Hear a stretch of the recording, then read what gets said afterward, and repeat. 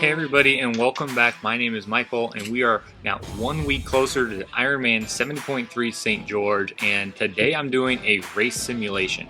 And a little bit later on, I'll talk about exactly why I do this type of workout and what benefit I think it brings to me. But before I do that, let's get through the workout. First, a little bit about this workout. It's 90 minutes on the bike, 30 minutes on the treadmill. The 90 minutes on the bike, about 80 minutes of it will be between about 250 watts and 270 watts, just to give me a good feel for potential wattage that I might be using or targeting on race day. And then it's a quick transition to half Ironman pace running, 4 miles at 7:30 pace. Let's get going.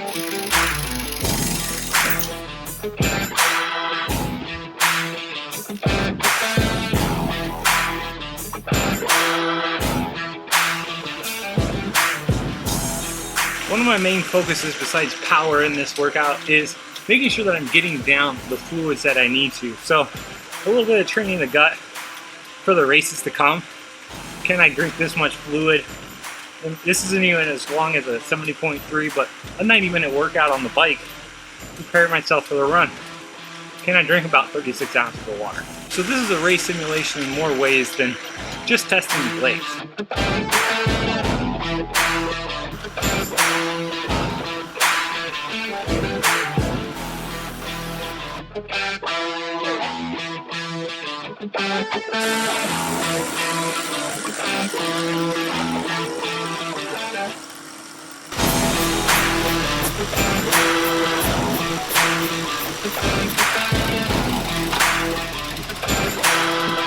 Alright, the bike's done. I'm feeling really good. I got most of the water down during that bike ride. I have a little bit left that I'm going to try to get down on the run. We'll see how the stomach handles that. Bike wattage went really well, above and beyond for a little bit due to Watopia. Every time I'm on Zwift, or frequently at least, I get caught up a little bit in some of the racing, even though I know I shouldn't be, but felt good. Onto the run.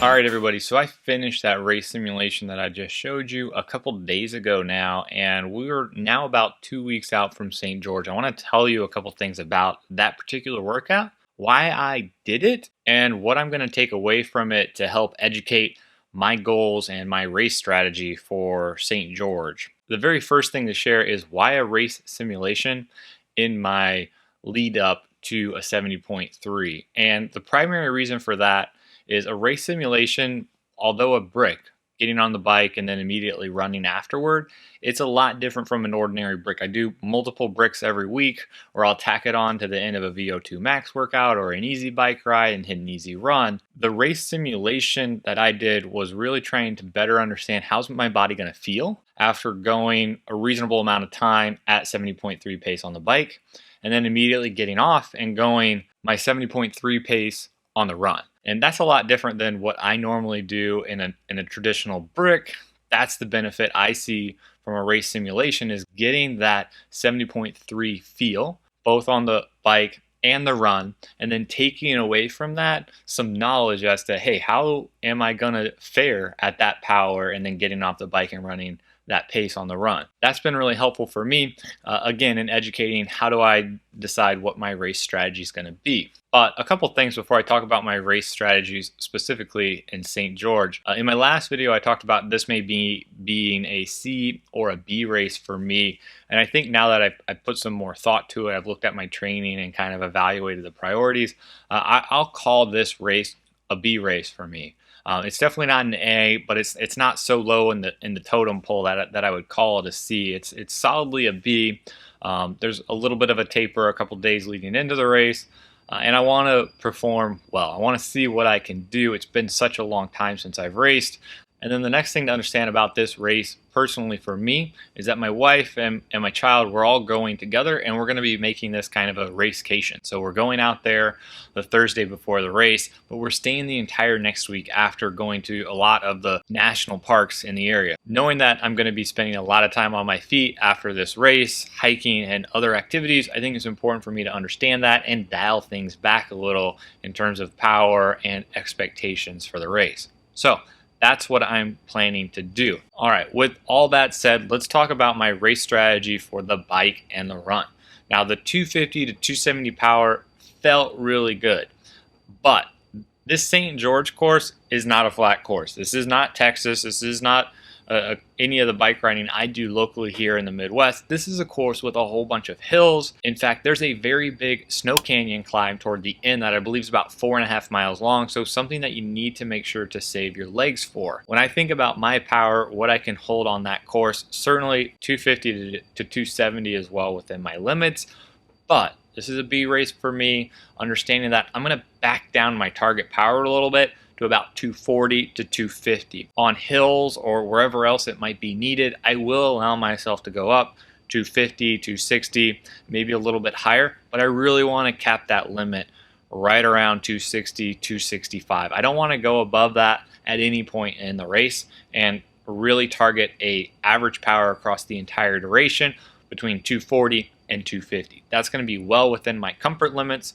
and definitely help set me up for a strong run, which I'm gonna need on this run course because, again, St. George is not like any course I've ever raced before. It's extremely hilly on the run. I think it's about almost the first 3 miles of this run are all in elevation gain. So you're running out from transition 3 miles up a hill, and reportedly not a lot of shade either, so this is a course that can get pretty hot.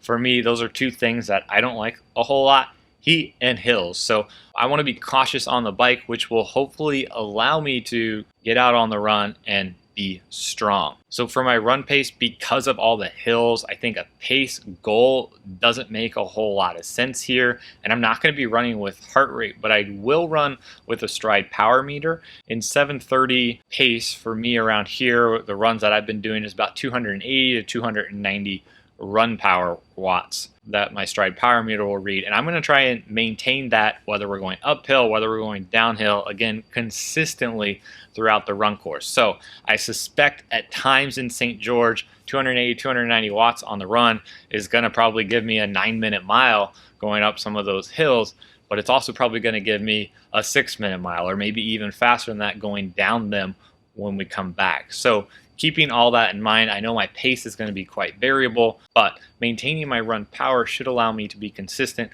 over the course of the entire race. So there you have it. Those are my goals for 70.3, and if you're racing 70.3, I'd love to hear how you're kind of breaking apart the bike and the run. Are you thinking about those hills? Are you going to be using heart rate or power meter or pace or maybe something else? Let me know if you're going to be racing, because I would love to hear your specific bike and run strategies below. Now, to close this thing out, some of you might be thinking, well, doesn't a triathlon have a swim in it? Yes, you are absolutely right in that, and I'm not trying to forget the swim, but if you've been watching some of my prior videos, I've only been swimming for a little over a month now, and every single time I get into the pool, I'm feeling that much more comfortable for the water. I'm getting that much more feel for the water.